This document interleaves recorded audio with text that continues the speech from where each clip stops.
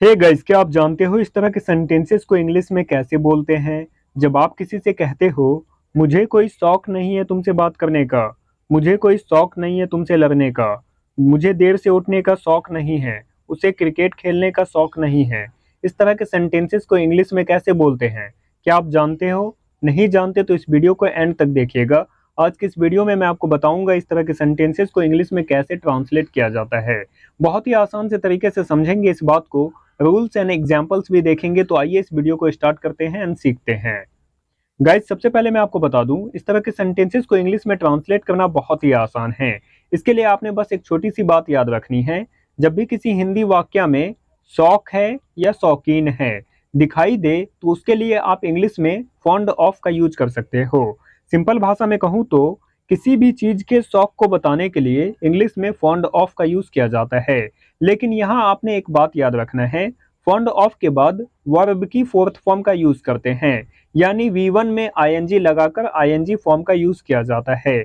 आइए इस बात को अच्छे से समझते हैं, लेकिन इससे पहले एक बात आप याद रखोगे, हेल्पिंग वर्ब का भी यहाँ यूज किया जाता है जो सब्जेक्ट के अकॉर्डिंग बदलता रहता है। अगर सब्जेक्ट आई होगा तो एम का यूज करेंगे और उसके बाद फॉन्ड ऑफ प्लस V4 का यूज करते हैं।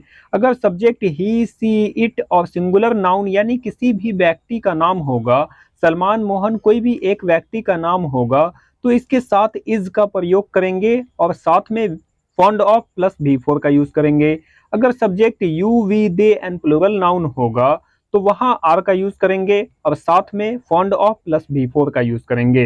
तो आइए इस बात को अच्छे से समझने के लिए कुछ एग्जाम्पल्स देखते हैं। जब आप किसी से कहते हो, मुझे कोई शौक नहीं है तुमसे बात करने का, मुझे कोई शौक नहीं है, सब्जेक्ट क्या है? आई के साथ एम लगाते हैं तो लिखेंगे आई एम, और नहीं के लिए क्या लिखेंगे? नॉट। मुझे कोई शौक नहीं है, I am not fond of बात करने का, टॉक आईएनजी फॉर्म लिखेंगे talking, I am not fond of talking to you, मुझे कोई शौक नहीं है तुमसे बात करने का, I am not fond of talking to you. अगला सेंटेंस देखिए, जब आप किसी से कहते हो, मुझे कोई शौक नहीं है तुमसे लड़ने का, मुझे कोई शौक नहीं है तुमसे लड़ने का, सबसे पहले सब्जेक्ट लिखेंगे आई के साथ लिखते हैं एम तो लिखेंगे एम, एम के बाद लगेगा नॉट क्योंकि नेगेटिव सेंटेंस है, और उसके बाद लिखेंगे fond of, I am not fond of लड़ना यानी फाइट, और आईएनजी फॉर्म का यूज करेंगे यानी fighting, I am not fond of fighting with you, I am not fond of fighting with you, मुझे कोई शौक नहीं है तुमसे लड़ने का।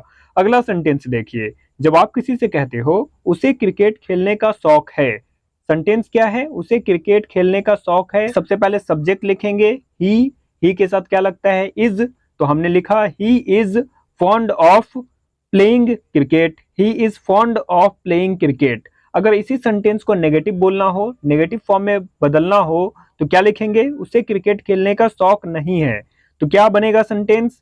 He is not fond of playing cricket, he is not fond of playing cricket. अगर आपने इसी सेंटेंस को क्वेश्चन की तरह पूछना हो, क्या उसे क्रिकेट खेलने का शौक है, तो क्या बोलेंगे? Is he fond of playing cricket, is he fond of playing cricket. तो इस तरह से आप सेंटेंस को बदल सकते हो, लेकिन स्ट्रक्चर यही होगा, सब्जेक्ट के according is am are change होगा, लेकिन फॉन्ड ऑफ के बाद V4 का ही यूज करेंगे। आइए एक और एग्जांपल देखते हैं। जब आप किसी से कहते हो, मेरे भाई को मिठाई खाने का शौक है, मेरे भाई को मिठाई खाने का शौक है, सब्जेक्ट क्या है? मेरा भाई, इंग्लिश क्या होगा? My brother.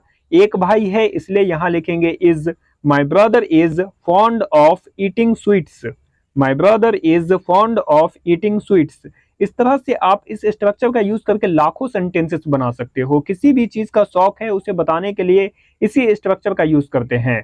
तो आइए इसी सेंटेंस को नेगेटिव बनाकर देखते हैं। मेरे भाई को मिठाई खाने का शौक नहीं है, क्या बनेगा sentence? My brother is not fond of eating sweets. क्या मेरे भाई को मिठाई खाने का शौक है? Is my brother fond of eating sweets. तो इस तरह से आप सेंटेंस को बदल बदल कर बोल सकते हो। अभी इस सेंटेंस को आप ट्रांसलेट करके बताओ। ये जो सेंटेंस यहाँ दिया गया है इसे आपने बनाकर कमेंट करना है। एंड आई होप कि ये बातें आपको अच्छे से समझ में आ गई होंगी। बस आपने इस स्ट्रक्चर को याद रखना है, fond of plus V4, subject के अकॉर्डिंग इज एम आर लगाते रहेंगे और सेंटेंस बनाते रहेंगे। तो इस सेंटेंस को बनाकर कमेंट करें। एंड आई होप कि वीडियो आपको अच्छी लगी हो, सो प्लीज इस वीडियो को लाइक करें, अपने सभी दोस्तों के साथ शेयर करें। तो चलिए मिलते हैं नेक्स्ट क्लास में, तब तक अपना ख्याल रखें। Thanks for watching.